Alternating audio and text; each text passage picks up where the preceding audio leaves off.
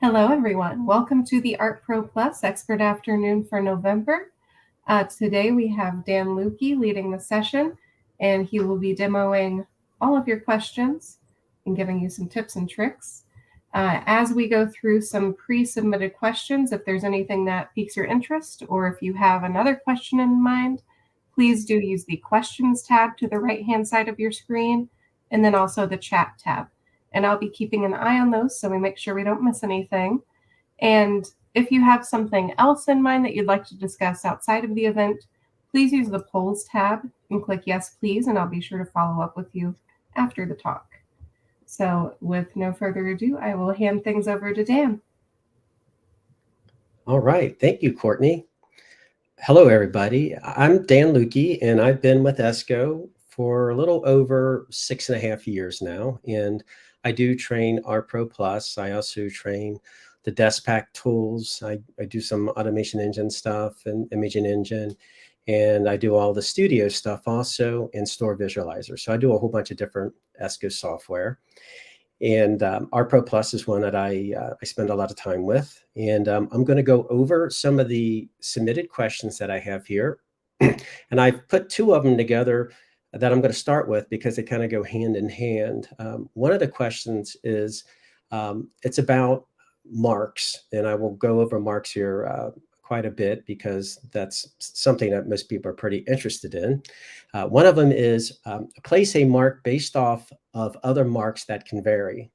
So I'm going to take a look at that, and you can see my screen right here. I have, this is actually a label, and it actually has two different grids inside of it. So there's a grid 1 here, and there's a grid 2 here. So I'm looking at it right up here to see these different grids. So I'm going to create a bearer bar that's going to go down the side, and that bearer bar will be relative to my trim box. So depending on whatever size my trim box becomes in whatever document, it will resize to that. And I thought this would be a perfect example to answer this question because I will then attach a whole bunch of things. Well, I'm not going to do a whole bunch of things. I'm just going to do a couple of things so you get the idea.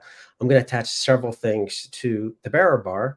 And so I'm going to be attaching one thing to the next thing. So it's kind of like a train effect where you have one thing and then you attach something to that.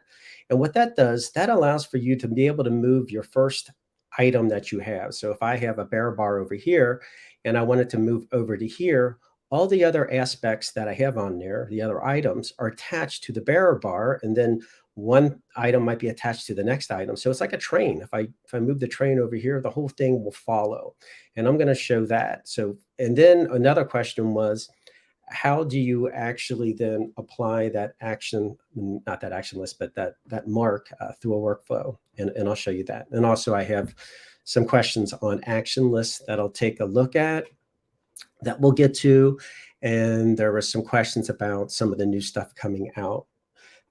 We just did have a new release, and that was just actually last week. So I was able to get some information from the program manager, but they're basically just starting over again because they just released that last week. So I will show you some stuff on that, but it's not set in stone because they're still kind of re-evaluating some of that, but I'll show you that also.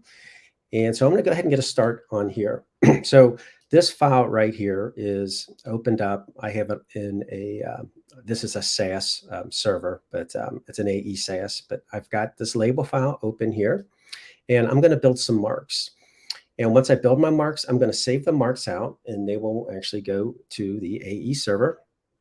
They will automatically go to the AE server because I am connected. If you see up here, it's connected to my automation engine. If I wasn't connected, it would actually go to my my local drive here. But since I am connected, it will actually go there, and I will be able to apply it in a workflow. So to get started, I'm going to just go ahead and create my first mark inside of here. If you are going to start creating marks and you look over and you don't see marks over here, that's because you have a normalized PDF open. And normalized PDFs, you can't create marks in a normalized PDF. So that's why you may not see this here. And you will also see up in the title, you'll have a parenthesis that will say normalized. So you do have to be in regular PDF plus mode. and that's what I'm in. So the first thing I will do is I'm going to create a mark from a list of kind of like pre-made types of marks here. And one of them is add a bearer bar. So I'm going to go ahead and select that. And when I do that, it's automatically attached to my trim box. And it's automatically going to go to the correct height that I have of my trim box here. So the next thing I want to look at when I go into these marks up here is to look up here. This is where I have my properties, and this is what it's attached to. So if I click here, it is attached to the left side of my box right here, my trim box right here. If I was to come up here and say media box, then it's attached to my media box. But I do want this attached to my trim box. And I also want to offset it. I want to offset it a little bit. So that's what I can use right here. So this is the trim box. These measurements will offset. I want to move it over to the left a little bit, and I will say 0.25. So now I have moved that over, and I'm going to look at some of the properties on here. When I did this pre-made mark here for this bearer bar, it came up with a size that's a generic size that it does. So now I'm going to click on the properties over here. So these are the properties for that particular mark. So every mark you use, you will have a properties that you can click on that will have different things in it, depending what type of mark it is. But things will always be attached to something. So this will always show up here too. So for me to change the size of this, I can go into the edit content, and that's what I'm going to do right now. So I'm going to say edit content. And I have a box right here, and I'm going to look at my box, and it is 0.197 by 197. Now this uses a square because if my mark is on my left and right side, it will be exactly this width. But then if I tell my mark to be on the top, then it will also be this exact same width. So for instance, if this was like a lot longer, this would still work for my left and right side because it would only be this width. But then if I told it to be at the top, then this box, if it was like an inch long, would be like an inch tall on top. So that's good practice when you do these marks, that you use a perfect square. So I want this a little bit bigger than this 1.97. I'm going to make this 0.25. Tab it. It's linked together. And now you'll notice that I have a back to document up here. So I need to go back. And now my mark has increased itself. So that's my first mark. It's really good practice to name things as you go, because you will have all kinds of stuff over here in your marks list really quick. And it's hard to make heads or tail out of it if you don't stay vigilant in naming these. So what I'm going to do here is I'm going to use that good practice. And I'm going to start off with the left bearer bar, put some things on it, and then I'm just going to duplicate that to be on the other side. But good practice for me right now would be to make sure that I know that this is going to be my left bearer bar. I'm going to name it. I'm just going to put an L there, left bearer bar. All right, so now I'm going to create some swatches that will go down it, and then I'll create some dynamic text that will tell me all of the inks that are in the file, and they will automatically regenerate based off of how many inks are in the file. So when I apply this to something else, if there's only CMYK, and I only have CMYK over here, if it's got 2 spot colors, then it'd be just 2 spot colors. So to do that, I'm going to create a mark. Well, not a mark. I'm going to create a little box right now, just a piece of, just a simple object here. And I'm going to convert this into a dynamic mark that's going to recognize what my ink station number 1 over here is. So here are my ink stations over here, going 1 all the way down. And these can be moved around. You can click and drag them around if you want. Good practice is I do want this to kind of go in this order here. I typically, when I work on something, I'll look at my stations and I'll put this at the color that this number is here. This does not care at all that this is cyan per se. This is station number 1. So the only reason why I'm going to put this as cyan is so that this recognizes that it's station number 1. So I'll come up. This is where you do your color. So top left. And I click on the swatch here. Now these colors here, if you click on a color and you hold down your option, it will fill exactly with that. Otherwise, when you click on things, it'll come 100% like that, and you got to like back things out. So that's another good little tip there. Click on it with your option, 100% that color. All right.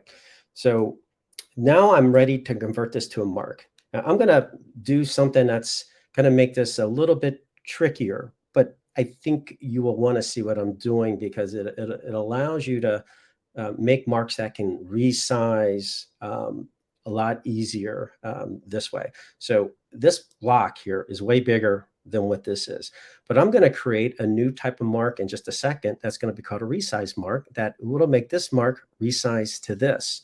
And I'll even be able to use a formula that will say, you resize to this and be like 2 millimeters smaller on the width.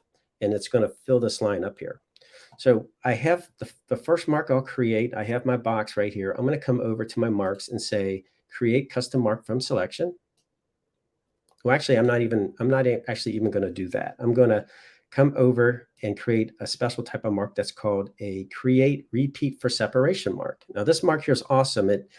It automatically generates all the other ink stations that I need. So watch this. So create repeat for separation mark. So these are all the marks, all the inks that are in the file here. And you can see it going down the list here, cyan, magenta. And if I take these and I move these around, you'll see these re-sort. So now magenta's first. So really when I did this, this is keeping track of my station numbers over here. All right, I don't want it this way. I want it to come down this bar here. So if I look at my properties for this, here's my direction right here. So I can say, okay, that's fine. I want you to go downward. So now it's going downward. So looking good so far. I also want to, if I want to, I could put a little space in between them. I'll say 0.05 and see what that looks like. Just a tiny bit of space in between them. I want this to attach to this, but I want this then to resize to that. So the first thing I'm going to do is I'm going to tell this to attach to that. And that's part of that question. How do I make a mark kind of follow along another mark? So with this selected, I am going to go up and tell it what to attach to. So if I hold down, I can see that under my attach to, I do have my left bearer bar mark. I will click that, and this kind of keeps track of measurements that were already there when you before I actually did this. So that's why you'll notice that you always have numbers up here. And really what I just do is I just go up there and I just zero those out. And so now I can tell this to center, or I could tell it to go right to the top. Now this is the bearer bar that I'm looking at. That's what it's relative to. So if I was to do this, I could say, how about come down like a ½ inch? So now that will always be a ½ inch down from that bearer bar. So let's just check this out. I'm going to select my bearer bar here. So it's got my bearer bar selected, and I'll tell that to attach to the other side. So it's like a train. It's going to follow it. So I'll put it back over here to my left. And I'm going to come over here, and I just want to make sure that I keep up with what I told you about naming these things, because it gets confusing real quick. So this is repeat for separations. That's fine. I'll leave it that way. But now I want to make sure that this can scale to this. Now this is a really cool mark that I really like. It can really help in a pinch to make things fit. So it's called a resize mark. So if I have this selected, this is going to apply a mark on this mark. It's kind of wild. It's going to apply it to this mark, and I'm going to see it be offset over here. So let me do this real quick then. I'll come down my list here, and I say create resize mark from selection. And what do I want that attached to? So my resize mark, I do want that, and it kind of, now that I've done this, it's like jumped around here. So I'm going to tell that to attach to my my left bearer bar.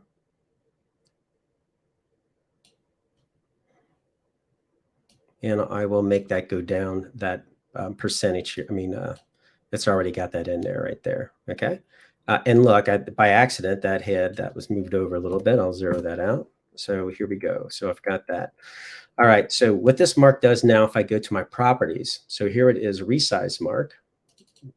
Name that, put an L there real quick. So resize mark.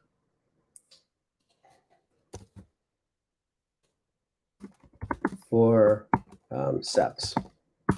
Okay. All right. Under my properties here, I have, and this is part of this mark here, I have these different formulas that I can do. And it looks like I can just select these things and it's automatically going to like change it to fit in here. But it's not. You actually got to put the smartness inside of it. And that's what this FX is right here. So what I'm going to do then is I'm going to click on the FX, and that brings me into another area where I can tell it to do different things.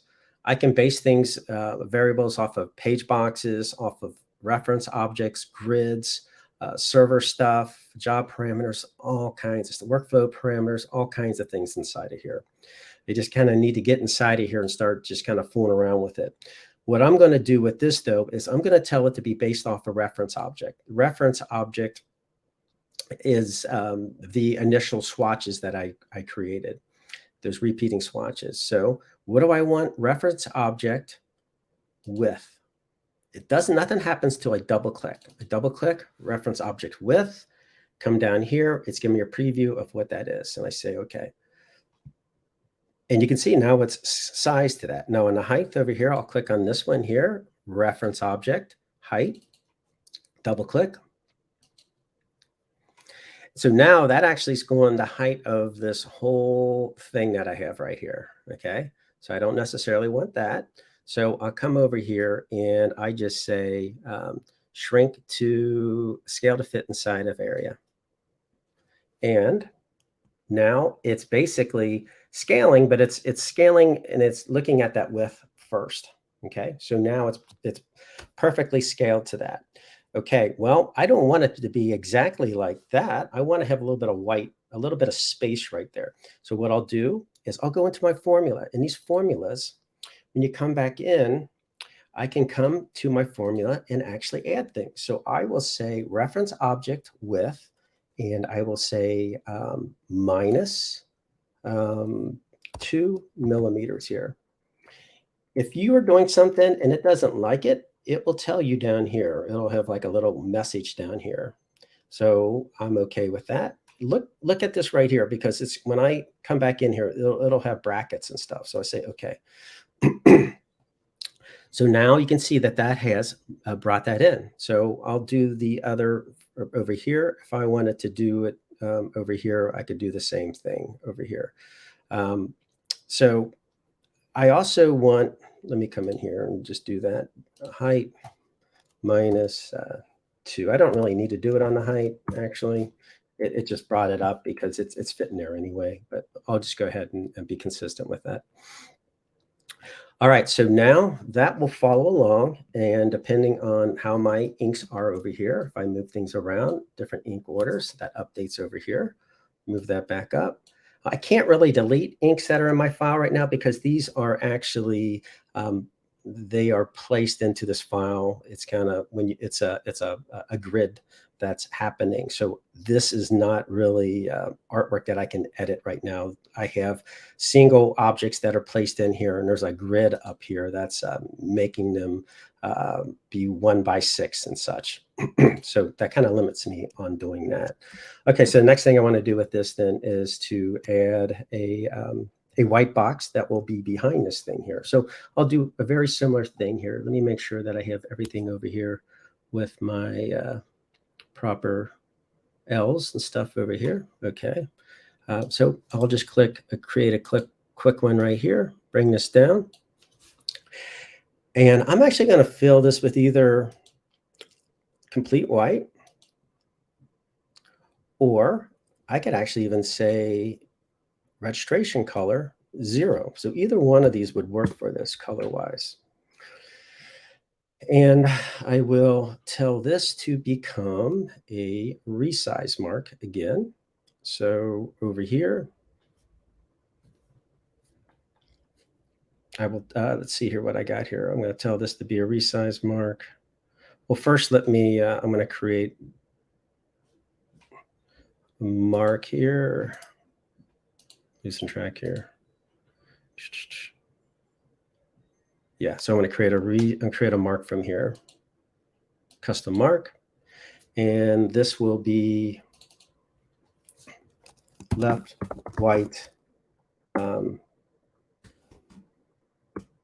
back, forceps.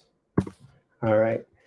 And I will attach that to this. So I will, with that selected, that is going to be attached to this center, 0, oops, and 0.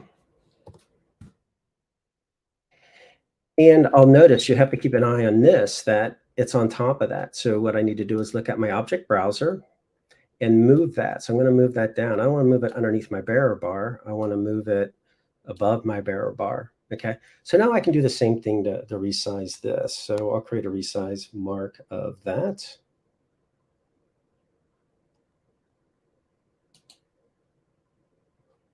Create resize mark from selection. And it brought it right back up to the top there. Let's move that back down.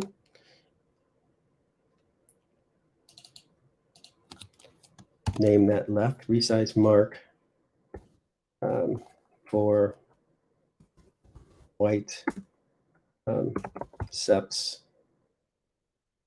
size back. You can see then things really add up over here quickly. All right, and then with that, what I want to do with that when that became a mark, that actually is looking at the color. Oh, I'm sorry. Let me click on that again.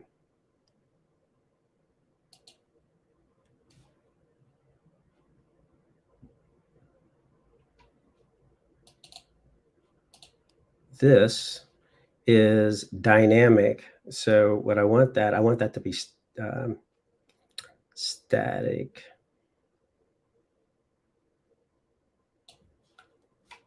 Let me go back.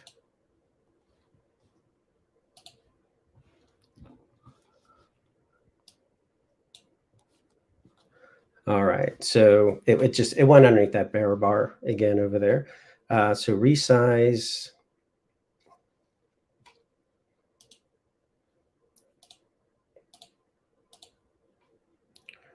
Object width plus 1 mm. Reference object height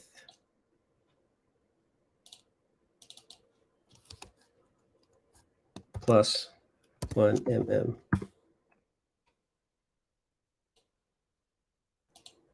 And let's see here.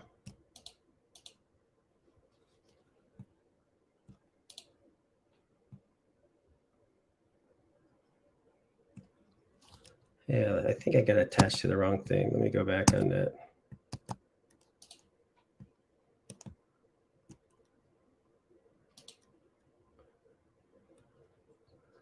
Resize.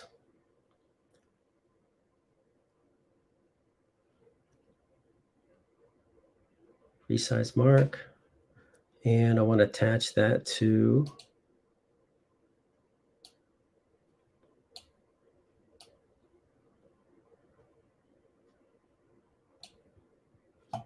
okay.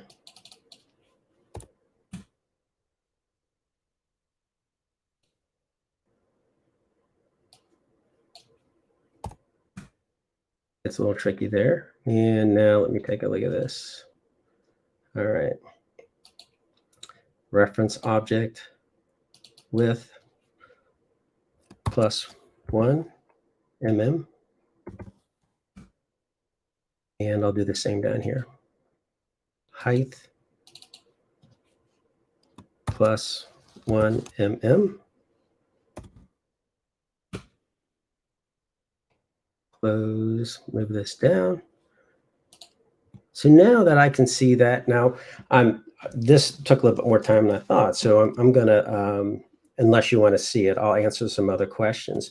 But I'm going to show you then how then this mark here, then as you move it around, that will be attached to it. So if I take that now and that's kind of annoying that pops up when you're on a small screen because it stays there until you click on it again. So if I take my original item that I have right here and I tell that to move, so that's my bearer bar, and I can see that I have it highlighted over here, so I can select it over here also. So if I take that and say, whoops, move over to the other side, that will move over and everything moves over with it. So what I'm going to do though is that to make this simple, I want to have a bearer bar on both sides. I'm just going to copy everything and paste it back in here again so I don't have to do everything over again. So let me make sure I got everything named over here good, where I got L's on everything. I look over here and I see what everything that I have over here. So what I'm going to do then is I'm going to take all of these, everything selected, and I'm going to duplicate it. So I'm going to say object, copy, edit copy, and then edit, and I'm going to say paste with layer structure. Actually, I'm going to say paste in front. It'll paste it on that same layer. All right. So now all I really need to do here is just go into the ones I've just created, and you can see that it's put a 1 after them, so I can keep track of that. So I'll say R, and then I'll come down here and I'll say R, and then I'll come down here and I'll say R. And I know I've met the end of my list because when I did that paste, it put a 1 at the back of everything right here. So I could take that off, but I don't feel like doing that right now, just time-wise. So now then, if I just take the first mark that I have up here, which is my my bearer bar. So I got my bearer bar selected. So check right here, and I have it selected here. And so I just take that and I say, I want you to come over to the other side. And then that automatically then was a quick way that I have both of these sides right here. And if I wanted this to be, maybe this is based off of the bottom down here. So I could say, that's fine. You are based off of the bottom and you are up 1/2 inch. Okay. So what do I do with this thing now? So I have this and I wanted to apply it in a workflow. So what I do is I am going to come over to my marks over here, down here at the bottom. It says save, delete mark set. So I'm going to go ahead and save it. And let me give it a name here. Let me see here. Let me call this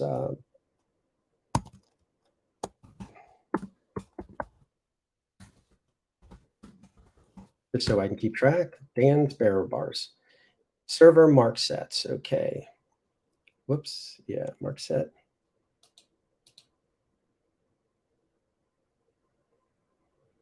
Oh, I meant to type that down at the bottom down here.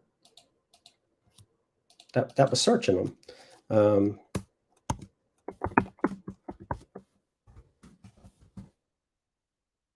And save. Now that I've done that, because I'm connected to AE, it will save it into the folder in AE. There's a BG data marks folder on your AE server, and that's where it goes. And that's where in a workflow, you can find it inside of that folder. So let's take a look at that. So I'll jump over to AE over here. Should be able to click on it this way. And I'm going to create a workflow so that I can attach that. So I will just come down here and say new workflow. And this is the file here I'm going to attach it to right here. So actually, I'll just select this file here so that it's already selected when I create the workflow.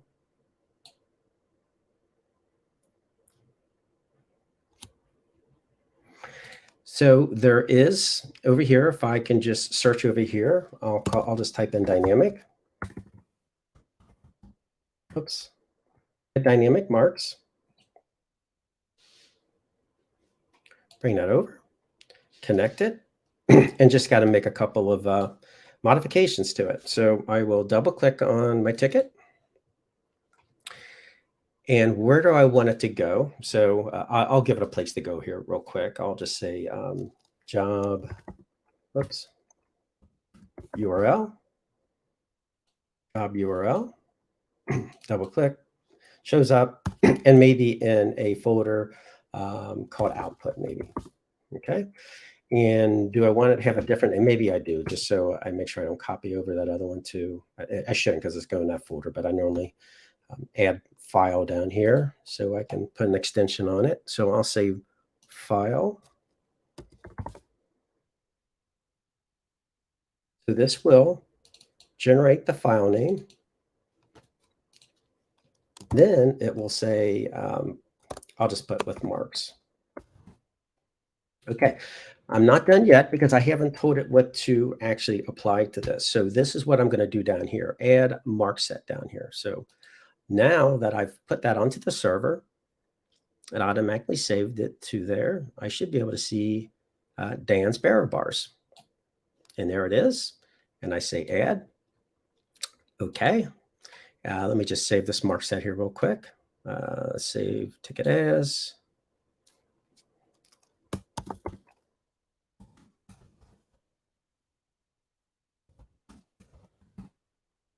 Okay. And let's see here. All right. So now I'm ready to process that file here. And I'll just click on my monitor.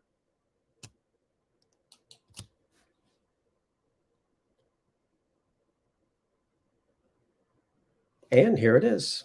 It went all the way through. Right click on that and tell it to view. The viewer takes a little bit of time. So I'm just going to say, open up in artpro Plus.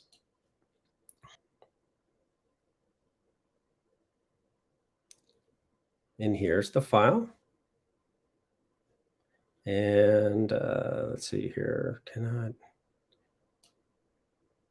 Oh yeah, it's looking for the originals that are back there, but it's fine. So here it is, and it applied the marks to it. So that's how you can apply your mark set, and you can even with that ticket, I could apply multiple things. If I wanted to apply a whole nother mark set, I could add more than one. So when you create mark sets, you don't have to do all of them at one time. You could do multiple mark sets that have different things in it. And I could add another one. I'll just show you, but I'm not going to keep it. But this would then apply another mark set, apply that mark set, and would apply this one here. So I'll cancel that. Okay. All right, I know that was a lot, but hopefully that was insightful for people. And let me see if I'm going to look over at the chat here. Yeah, we actually have several questions that have come in, Dan. Okay. Do you want to start going through those, or would you like me to? Let me take a look there. Right. Is it a PDF also? Yeah, so that file, it actually will be in the BG data folder, and it will be a PDF inside of there. And let's see here.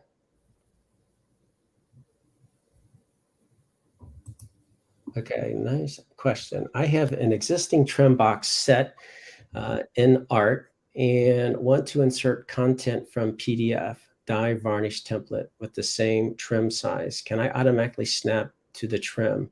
When using an action list, it shifts because of the bounding box. Should I do this with a dynamic mark instead? And will the snap to trim? Yeah, let me think about that one there.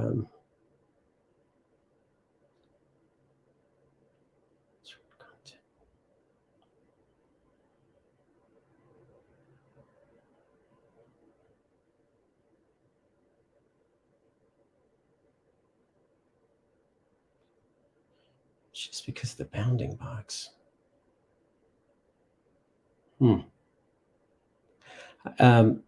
Pete, I might have to process that one afterwards, so I can reach out to you. There's a lot going on with that, so I kind of maybe need to just kind of to get with you to make sure that I completely understand what's going on with that. If you want to flip over to the questions tab, we do have. Oh, I'm looking at the chat. Okay, right. Okay. Where is the questions tab? Let's see here. Right next to chat.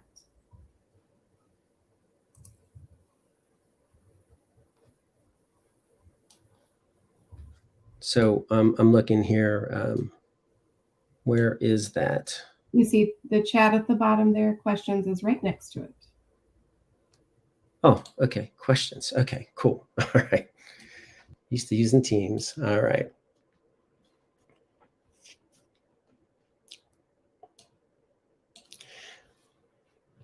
We have mandatory placeholders built into our CAD files. One up, file name, full form name, date, etc. that populate into Play-Doh at the layout stage. Can that be done in artpro Plus?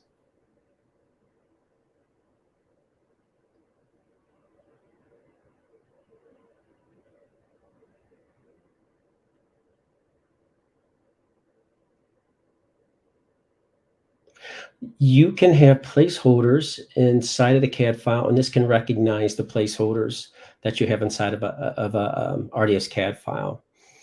That will tell things to snap to certain places within inside of your CAD file. So, for instance, if an RDS CAD file, there's an annotations layer inside of an RDS CAD file, and that's typically where you can put that.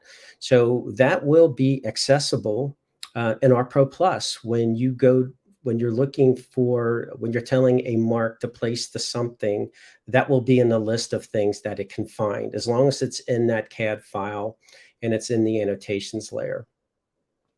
Okay, so let me look down.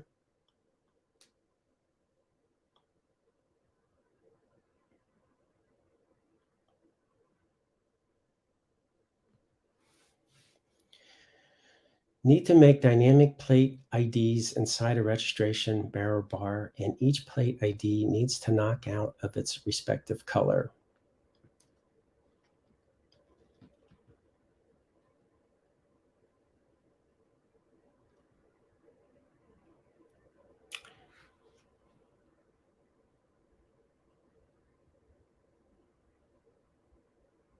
So that can be done. I'll have to think. I mean, I've done that before off the top of my head.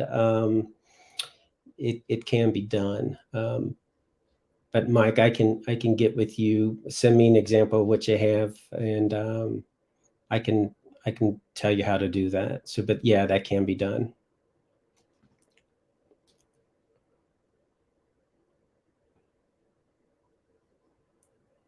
What are some reasons feathering on objects do not render / appear correct in artpro Plus?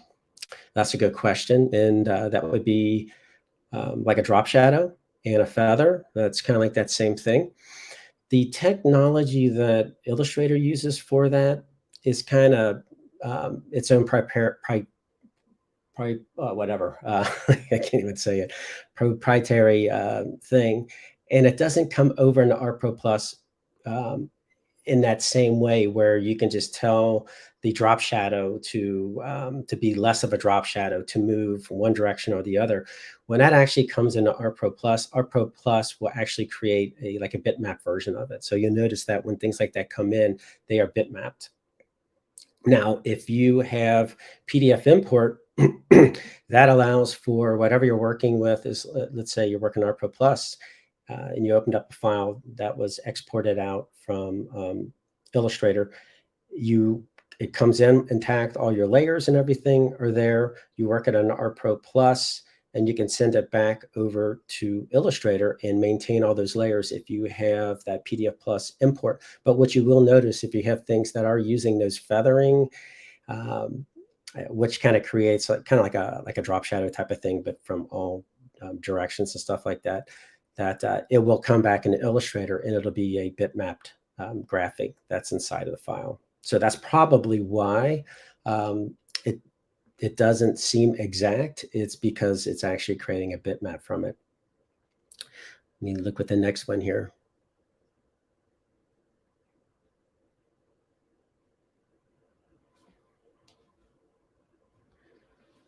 When I use a CF2 and do turn or tumble, the guide doesn't work normally. I mean, it works upside down. Now, I've worked with the CF2 and the manufacturing file, and I haven't had any problems with that. So I'm not sure what is going on with that from the question.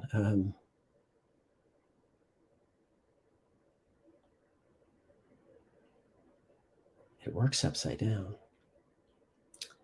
I might have to get with you, Pablo, on that. I've worked with the manufacturing file was a little bit more newer technology. The CF2 was a little bit later to kind of be utilized a little bit more in artpro Plus, but it is there. They do fully support that now. But I'll have to see what's going on. Maybe you can show me an example what's happening with that so I can wrap my head around that, because I am not sure what is going on with your file there.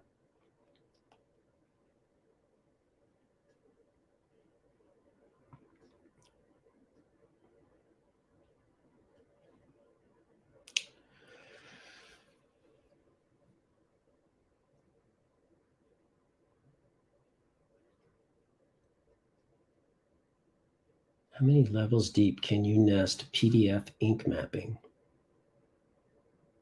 Does the PDF require you to ink map at the artwork level as opposed to one level up?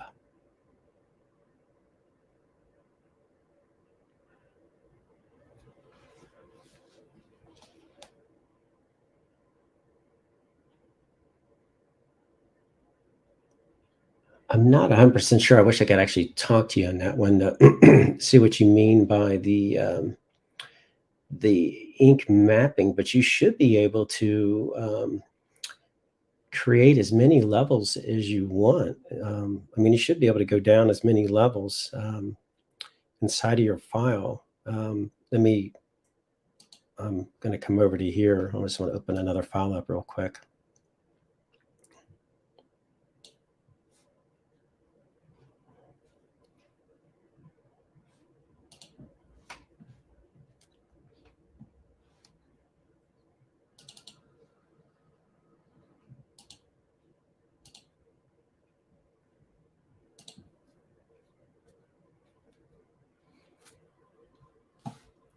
So are you wondering how many levels you can have here?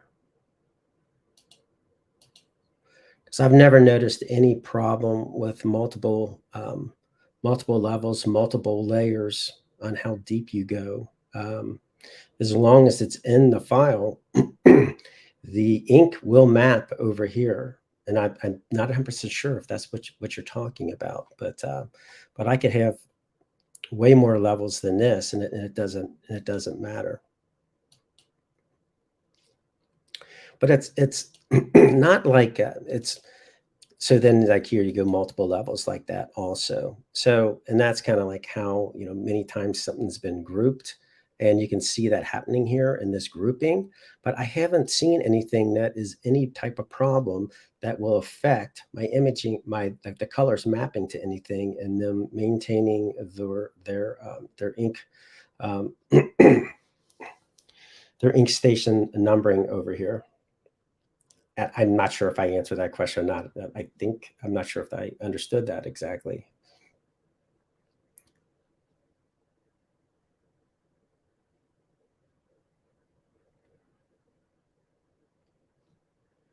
Are PDFs still live links in CF2 or MFG layout? Yes, they are.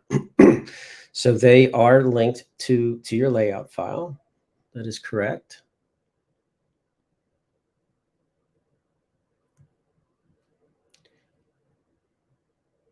If you use a CF2 or MFG based layout, can you work within that layout as you normally would in artpro Plus, or are you limited merely to loading mark sets?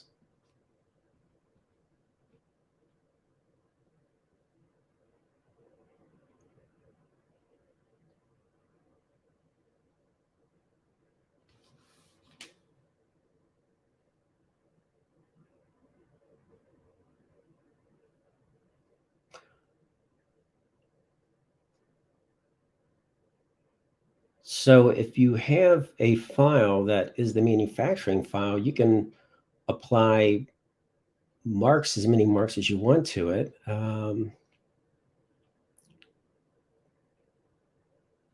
you work within that layout as you normally would in artpro Plus?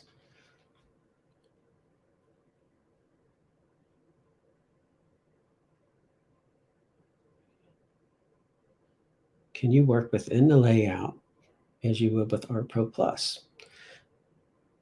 So are you, I guess, you have a layout file and you want to work with marks within that file, I'm guessing in the layout file.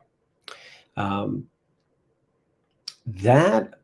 I'm trying to think. That I don't know, quite honestly. I'll have to get back with you on that.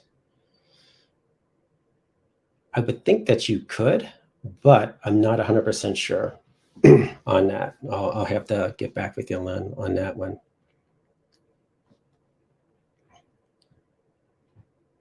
Okay, so those were all the questions on that. And like I said, on some of those, I'll just have to get back with you on that. We've actually had a few more pop in at the top if you want to scroll back up. Okay. They're keeping you busy today, Dan. Okay.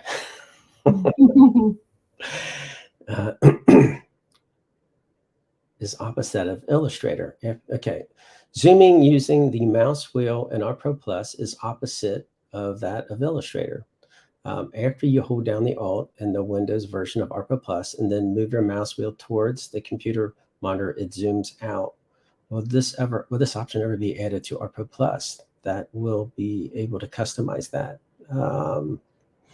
So let's see here. I am holding down my option, and I use that all the time where I use my mouse. And the inside of Illustrator, I do exactly the same.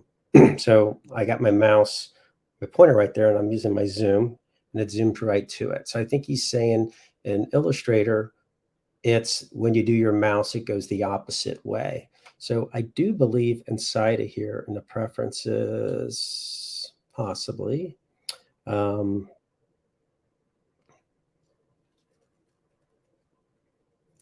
that might be actually a mouse preference. Let's see here.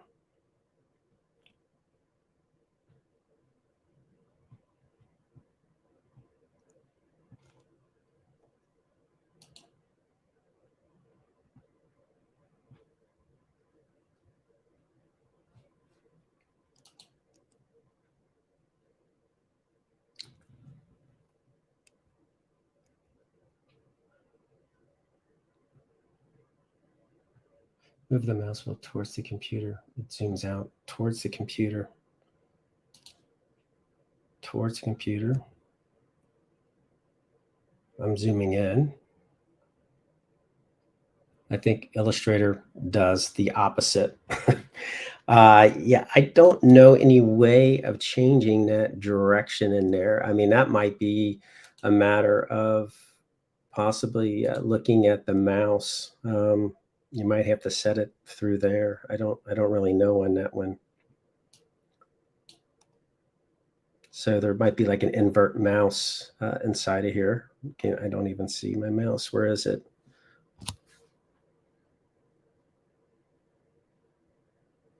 Somewhere down here. Mouse. Okay. Scroll direction here. Let me change that. So I just made that the opposite by doing that. So I'm going towards my computer. Now it's going away. Before it was like zooming in. So maybe that'll help you if you do that. Okay. Is there any way to take our dozens of Play-Doh mark sets and convert them to artpro Plus, or will we have to recreate them all? Yeah, so that's a good question, and there is no, like, button that you can click that will just convert it and convert all of the code if you have in there, any type of, stuff like I was doing before, where you're working with, any type of, like, code that's inside of it, smart names and, parameters and stuff like that. The best way that I know to do that, and what I've seen people do, is you take your Play-Doh file, and artpro Plus can open that up, and you can then click on every item that's in there. And if there was like if something was a mark inside of here, you click on it, and you would just tell it to be, okay, I want you to be a cut mark from the selection. But so that that mark would have been, if this was my Play-Doh file over here, was up here. So you basically, you want the Play-Doh mark file, and it's going to be saved out as a PDF. And you're just going in here and you're clicking on all the different items, and you're converting them, by using these. Well, I have to have something selected, by using these different functions down here. So you are going to have to rebuild those. Unfortunately, you're going to have to rebuild those. But if you have all that artwork, I know you got a lot, so I know it's a real pain in the butt, but it doesn't take real long to convert them. It just depends on how complicated they are, because you can even use parts of one in another one. But unfortunately, there isn't the push the button thing that does the conversion, and I wish there was. Okay, let's see here.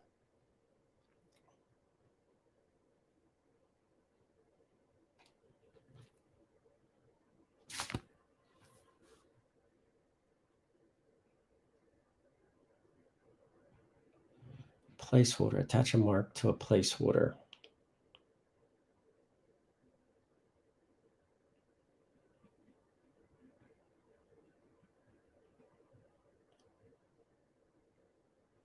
So you can attach a mark to a placeholder.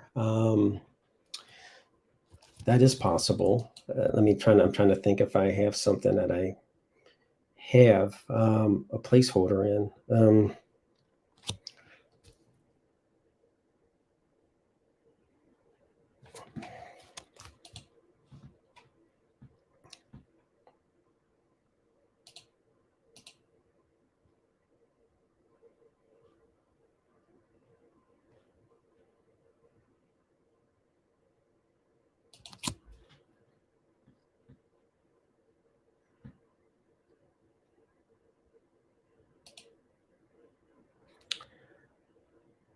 I don't have a file like ready to prep to apply that, but you can apply something to a placeholder. So those placeholders, when you are in your file looking at your marks, it will show up on your list under your. Let me see if I turned this into a mark here real quick. Actually, let me see if I got the other file open.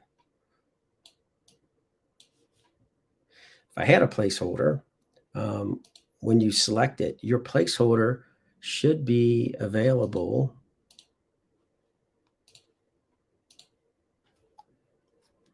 Oh, that's expanded by accident.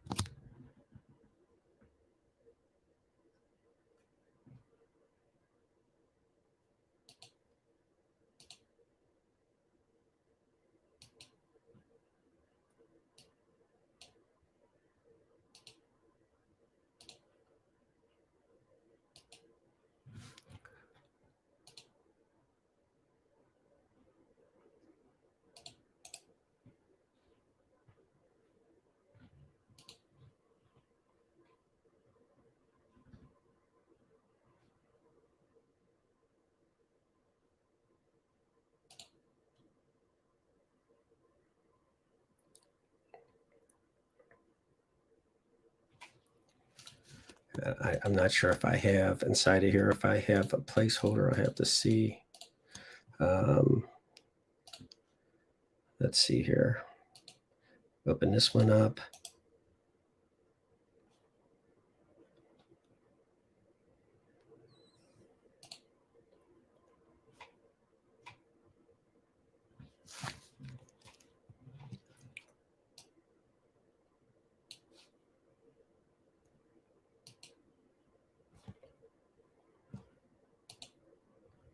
All right, what is this here? Station number. That is a placeholder.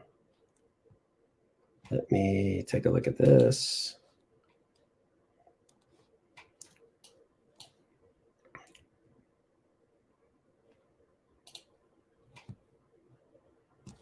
And go back to this. Swap all these out.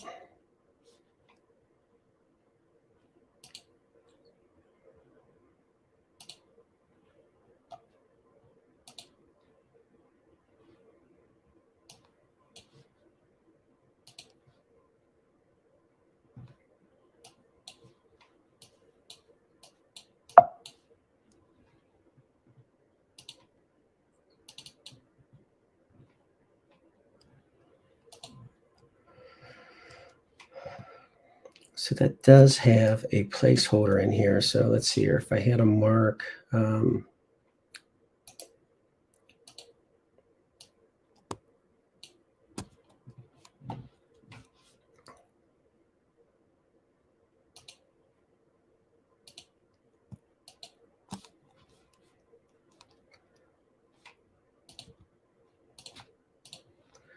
and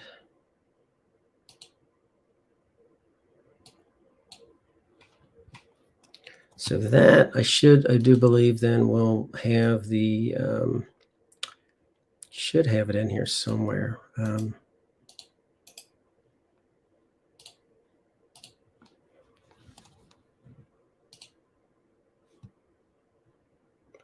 Most of what I just brought in here was the one that didn't have a mark.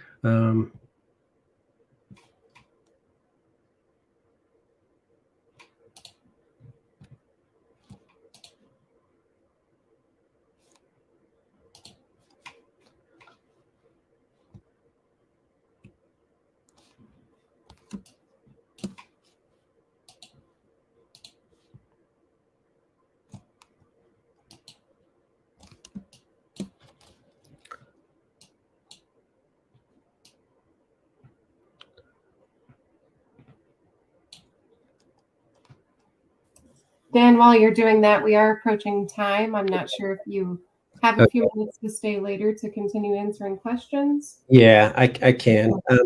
I'm afraid on that one there, this file here might not have the mark in it. I might have replaced it with the wrong one. But I don't have, all my stuff went away over here. Let's see here.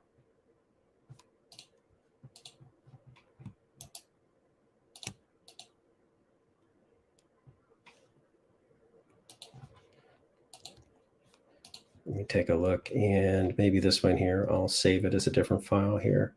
I'll come over here and I'll actually even create something here, and I'll name that.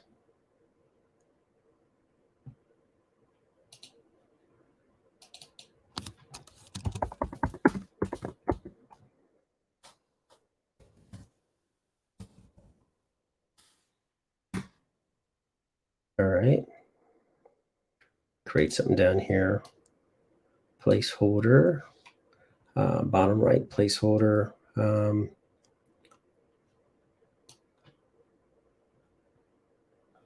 to placeholder. Station number. Let's see here.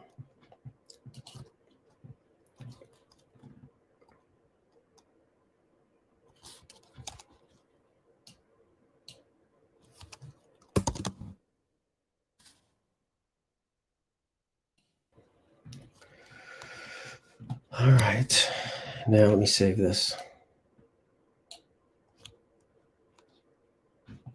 Actually, let me save it as a different file so I know what it is.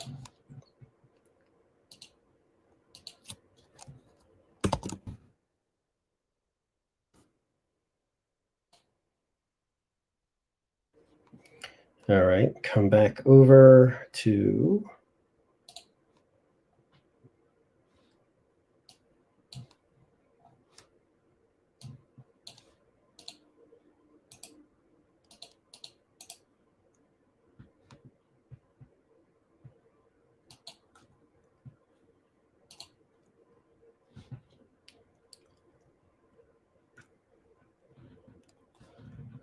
I'll select all these and just replace it with that. Here it is.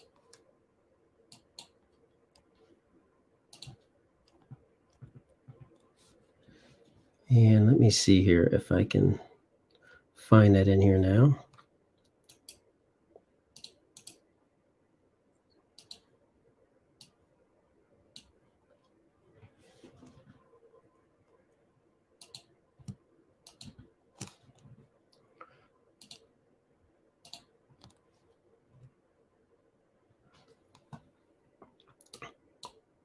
So that is finding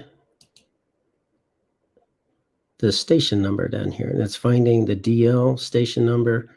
And there's that left flap. So it also can find, and it's kind of crazy, whatever that mark is. I just converted it into a mark, but so it's finding the different things. So that could actually be in there as a placeholder, or it can actually be in there as a named object. And both of those will show up inside of here so that I could apply whatever type of mark that I want to it.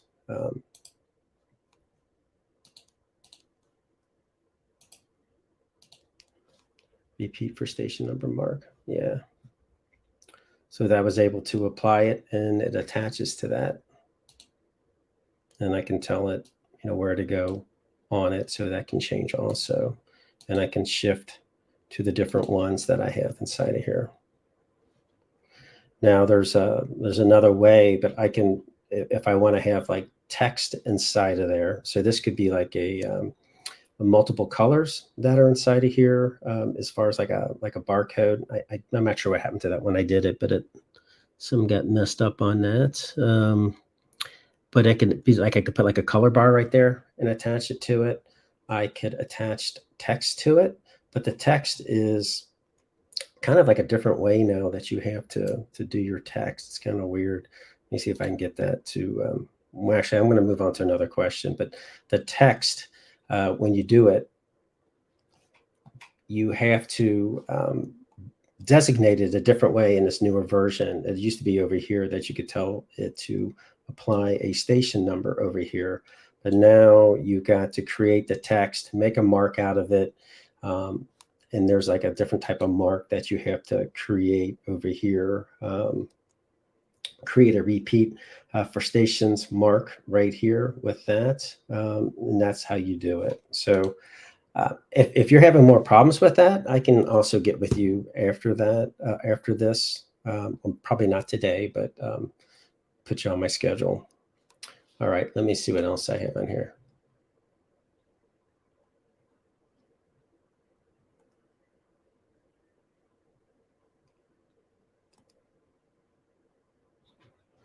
Do you have any plans on adding a feature that allows you to duplicate a layer in artpro Plus?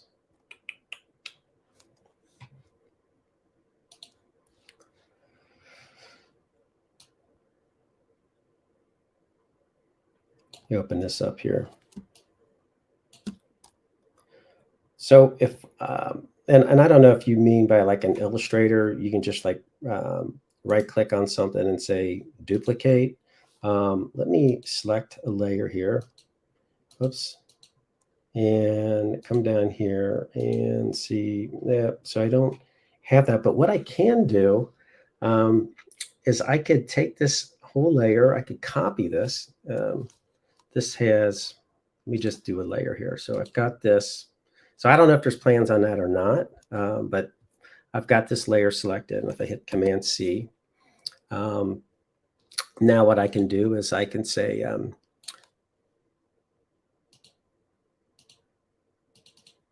maybe I'll do this and see if this will do it. And I'll say edit paste layer structure. And now I have just duplicated that layer. That's one way I can do it. I can see it over here, like by doing that. The trick was though, I put that dash there so that it didn't just paste it right back on that same layer. But I'm guessing also over here, you could probably, if I just grab the whole layer, I'm going to see if I can grab this whole layer here and just, yeah, it's not going to allow me to option drag.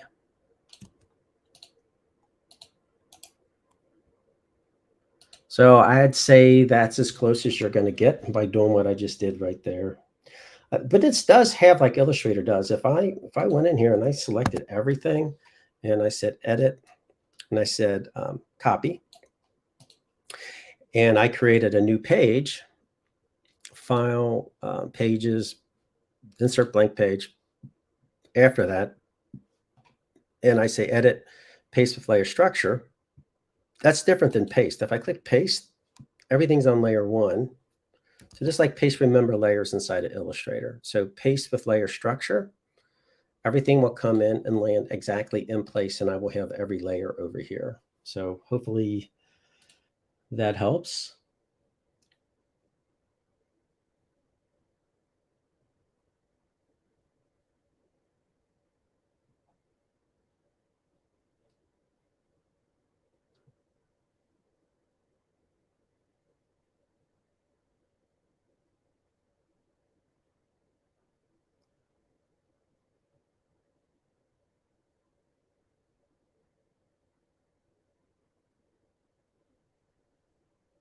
I'm just trying to find a new question over here.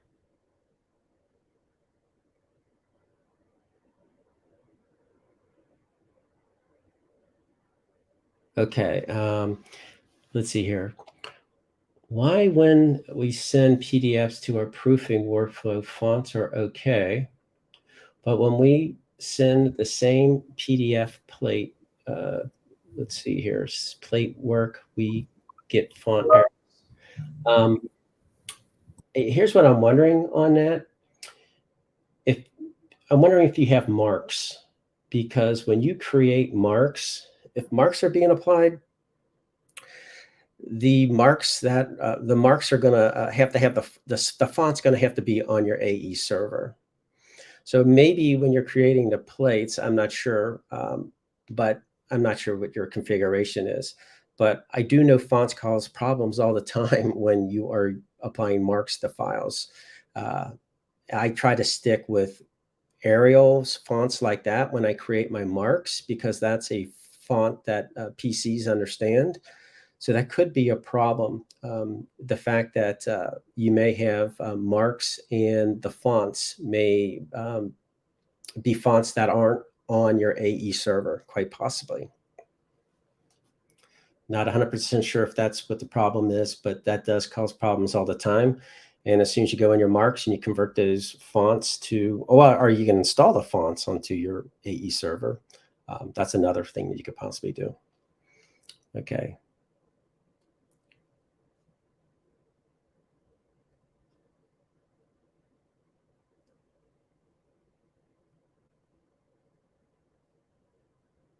Designate a box that moves based on the design, based off a spot color that was assigned in Illustrator. Can I apply the separation marks inside of a designated box that moves based off of the design? So I think I know what you're saying. So that was Kendall. If you have an Illustrator file and you name the layer inside of Illustrator, so it's the layer, not like it's the actual real layer that it's on. That will come, and that's part of your design. Let's say you called it left flat, just like you saw me do before in a file. That was a file that I had open here in artpro Plus. That will be recognizable when you try to attach something. So when you go and you have a mark and you tell that mark what it's supposed to be applied to, it will find that, and that'll be in the list. So I think that that's what you're looking for. So depending on your design, you can move that named object around inside of your file. And that will always be accessible then when you apply your mark, wherever that named object was, it'll be there. I guess that's what you were wondering.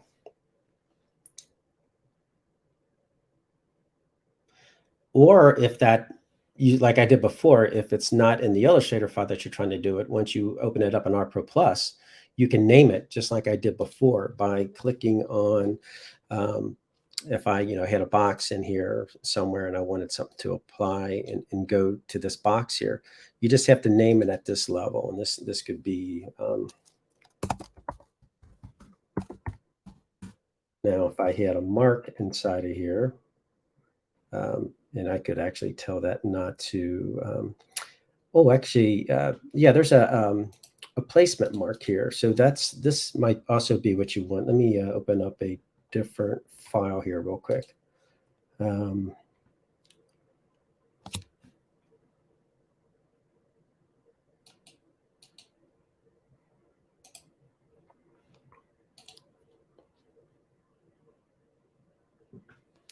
me jump to a couple pages down in here.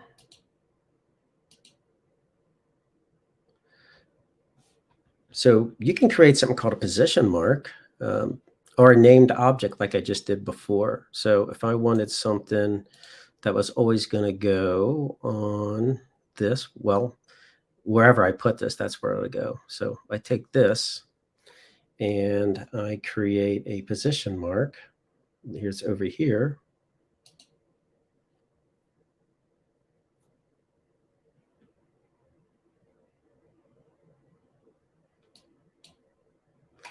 Then let's see what that's marked called. All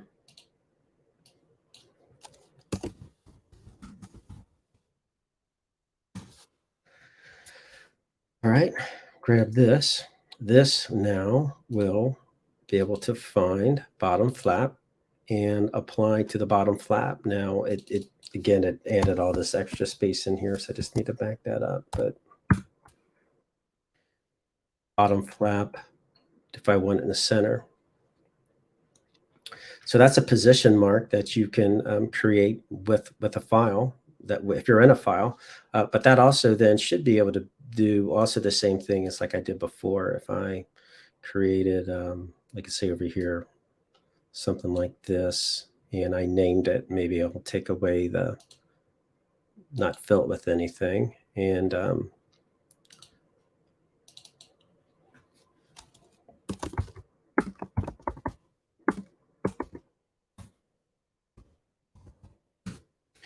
top left flap. Now let me take a look at this here and top left flap. So you could always just put stuff inside of your file. As long as it's named, it can find it and it'll be accessible up in here. So hopefully that answers that question.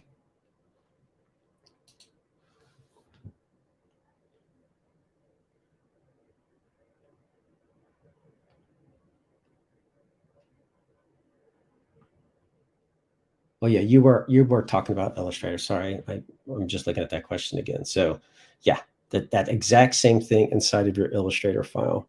But you need to make sure that inside your Illustrator file, you have like a main level like this. You would have to go deep down inside of it to where it actually really is and name that. And if you name that, then that file, it will be recognizable and it will find that. Okay.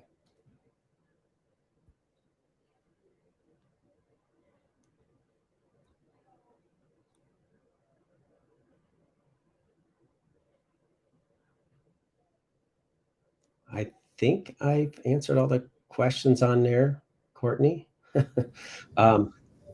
so far, but do you see any ones that I haven't? I think I have. Yeah, let's see. I know there are a couple people who have left. Did you get Mike Newman need to make dynamic plate IDs inside a registration bearer bar? Yeah, well, I talked about that. I'm gonna have to test that, but there is a way to do that. Okay, and then we did have one at the top. Can you create a pre-flight profile that will flag a color that is 100% yellow and 100% another color? Well, where's that one at? Very top of the questions. Okay, can you create a pre-flight profile that will tag a color that is 100% yellow and 100% another color?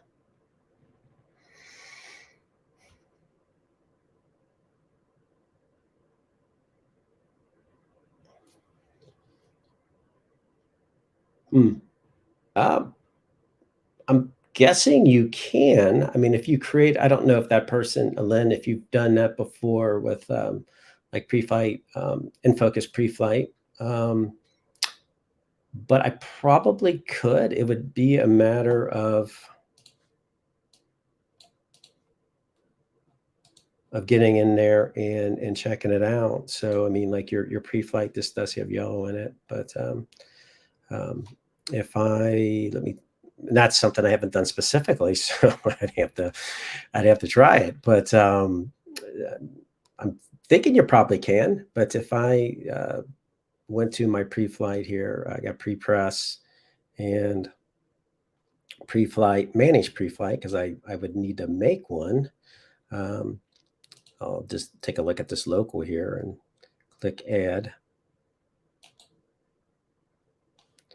And color, enable.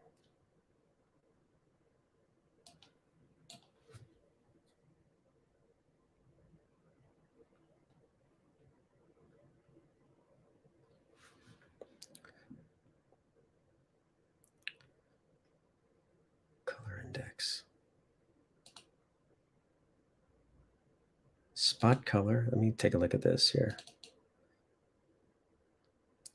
Spot color is used. Let me think about this. Convert to CMYK. No, that was yellow we were looking at, right? So 100 flag, a color that is 100% yellow.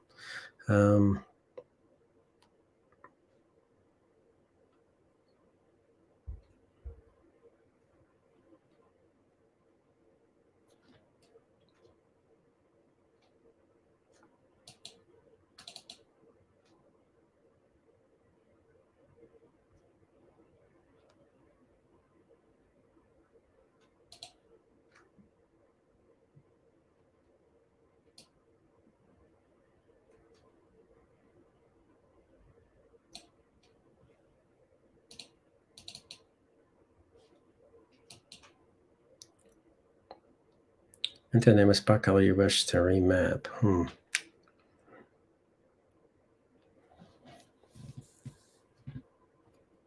just curious.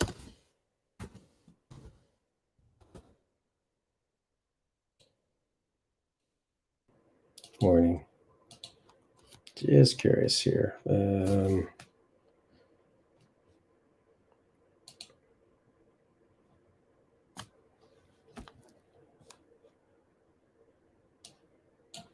Get rid of these other ones.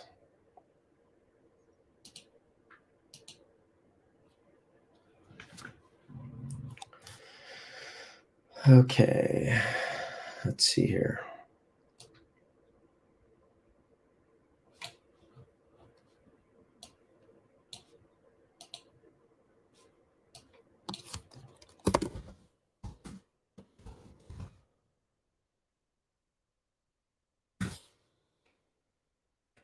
Okay. I don't know if that's the right one, but I have a feeling somehow, some way, I'd have to test. I'll do a pre-flight on here and see if it finds that yellow here.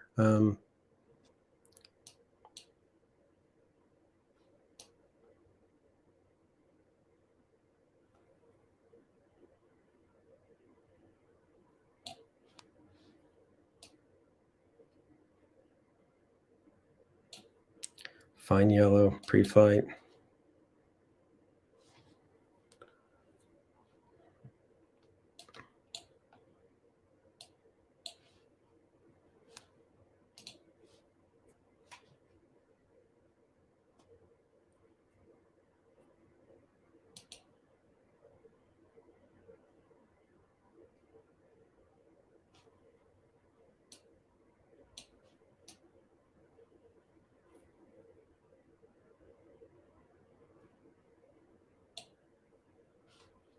Fine yellow pre-flight. Pre-flight ran successfully, no errors. Yeah, so it's not giving me it's not showing that I found it. But I mean, I can try to figure out something to do it. I just don't know without trying to try a bunch of different things. So that's one I can look at, see if I can figure a way to do that. I already have one flagged for follow-up, so I can just add this to the list. All right. Okay. All right. Right. Yeah. Again, that's just getting in there and just trying to figure out which thing might actually do that. I don't really know until I actually go in there and I try a couple of things. So yeah. Okay. Was there another one in anymore? I think that's it. I think Okay. that's it. Now, I did have something that's fun. I don't know if the person's still on about some stuff coming up, but I do know some stuff that is coming up. Yeah, that was Mark, and he's still here. So Okay. Yeah. So this is directly from the program manager. He said, maybe all this will happen, maybe not, because literally it's the first week from the last launch right here. But some of the things he has on here, let's see, I'll just go through these real quick here.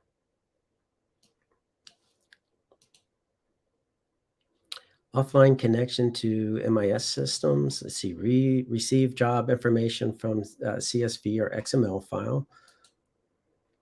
Export PDF for viewing. That's what this is. So that must be some type of special viewing feature that allows for it to be viewed in other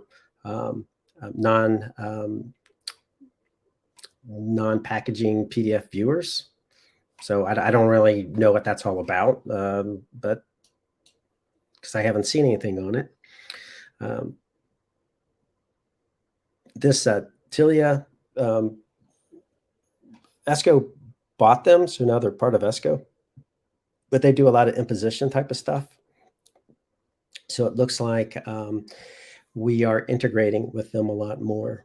So it looks like then there's going to probably be a lot more stuff that's going to come out that's going to work with our software and their software as far as doing the impositions, as you can see here.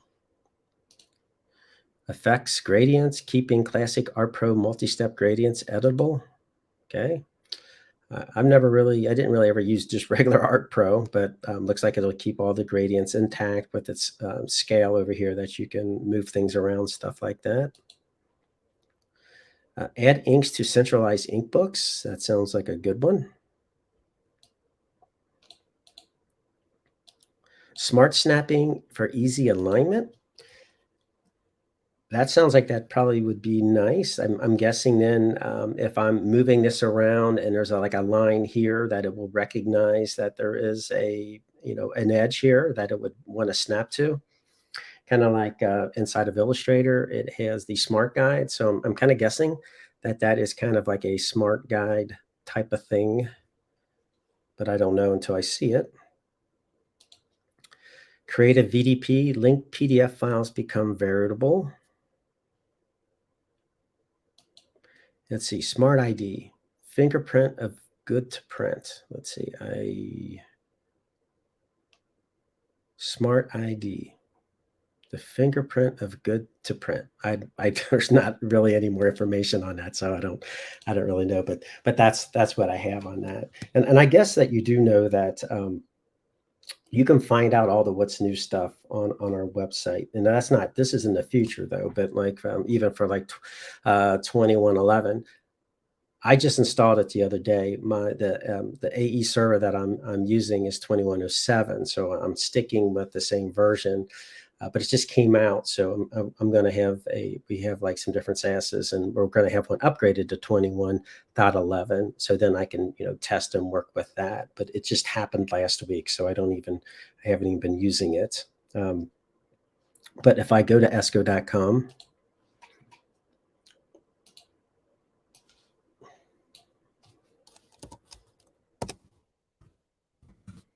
And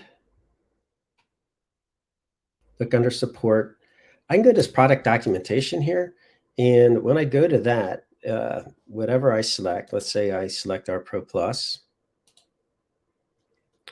this gives me a lot of good information. So this will tell me in all the other versions. So we're on 21.11 right now. So if I look at what's new in 21.11, this stuff here, I don't even know if you're, so this is going to give you all the stuff that's new in 21.11 that you can look through. But also, if you, I mean, you can read here and find out information on it, but really, you're probably, you really want to understand it, come back to support and go to our e-learning here. And if you go to e-learning, you need an ESCO ID to get in here. So you come down, you're going to need an ESCO ID. If you don't have one, you can apply for one right here. Let me move down this list here. Oh, my mouse is backwards now, so I'm not used to this. All right, I switched that. So artpro Plus here, enter. I'll just enter the portal inside of here. This will give me videos on everything that's new. So here's what's new. So the other way will give me a PDF file, which basically was a PowerPoint that was turned into a PDF.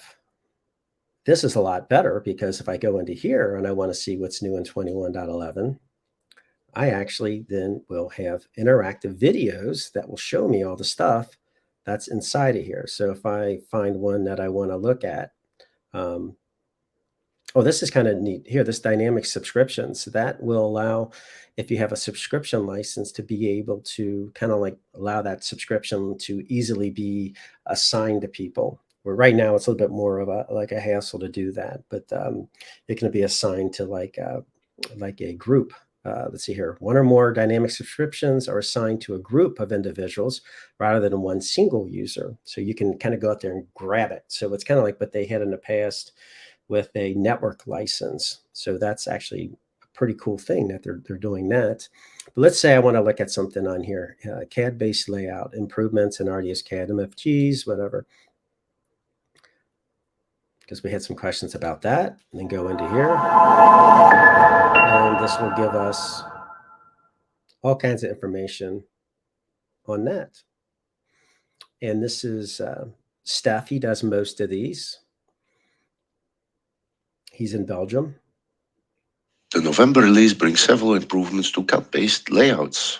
So this will walk, and I'm going to just jump ahead, but you can go through here and click and be able to, jump through and be able to see everything about what's new. So that's a good way to learn all the what's new stuff. But you're not going to find one for 2203 because it hasn't been flushed out yet. And then they have to actually test it for a while and stuff like that. And then as soon as it's released, then it's actually ready to go inside of here. All right. Anything else?